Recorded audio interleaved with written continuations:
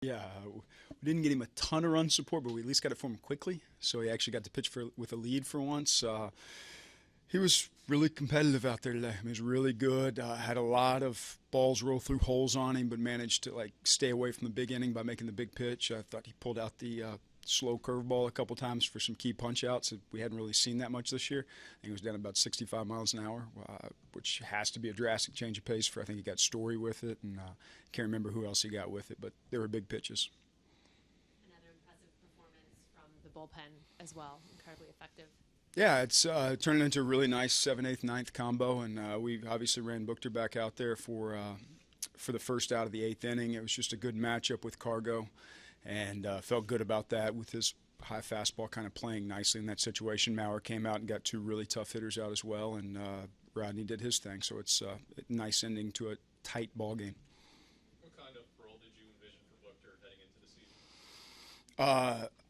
I think I've been on record. You can ask him about the front office. I love the kid. The first time I saw a video of him in the off season, the first time I talked to him, I just thought this is one of those guys that needs an opportunity. And a lot of us fought hard to get him on the club.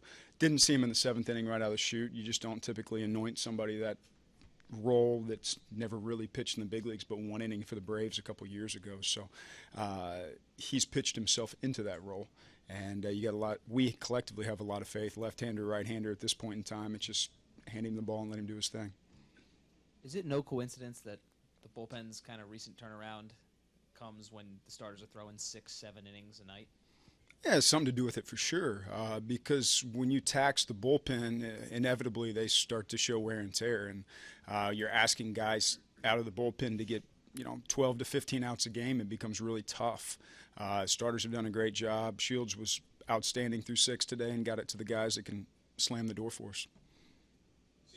Strikeouts, is that just partly the makeup of this lineup, which is fine as long as you get those timely hits, or would you think there's still a lot more to go as far as putting the ball in play? I don't think anybody's ever pleased with strikeouts. I don't think anybody's ever pleased with not getting on base consistently. I can tell you, every bit of effort's being made to reduce strikeouts and to get guys on base more consistently. You guys are fighting in the box. I thought, the Rockies kind of flipped the switch on us there and went from a guy that's throwing 97, 98 to a guy that was literally flipping up sliders and change-ups and pulling the string pretty much the entire game after the first few batters. And a little bit different than he typically pitches, and I think it threw us off, and we didn't make the adjustment. You just typically don't see a guy throwing 98 throwing that much off speed.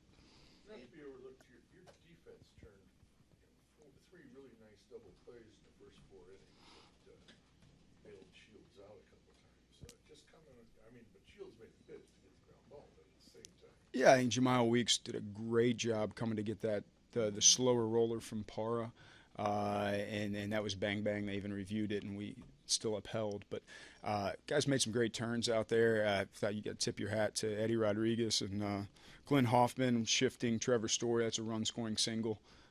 If we don't make that shift, granted, we saw Nolan Arenado literally look like he tried to hit the ball through the 4-hole, which if we're going to pick our poison, I like Arenado through the 4-hole more than I like him over the fence. So I think that's works to our favor to a degree. Andy, is Alexei particularly impressive turning that double play? He's so quick with those hands. He does a great job with it. I think he does it quickly on either side of the equation, whether he's the pivot guy or the guy feeding. So he's been good for us at shortstop. He's played really well. I know he really would have liked to put that ball in the gap in the 9th to give us a cushion, but Rodney didn't need it, thankfully. Was the plan always for Buchter to get through Cargo? It just depended where we ended. Had we ended on Charlie Blackmon and Trevor Story was next up, we would have gone straight to Brandon Maurer. So it really just depended on where we ended. Got confidence in Maurer getting lefties out. He's actually almost got reverse splits throughout his career. So he's effective in that situation. Just Buchter matches up well in our estimation in that situation.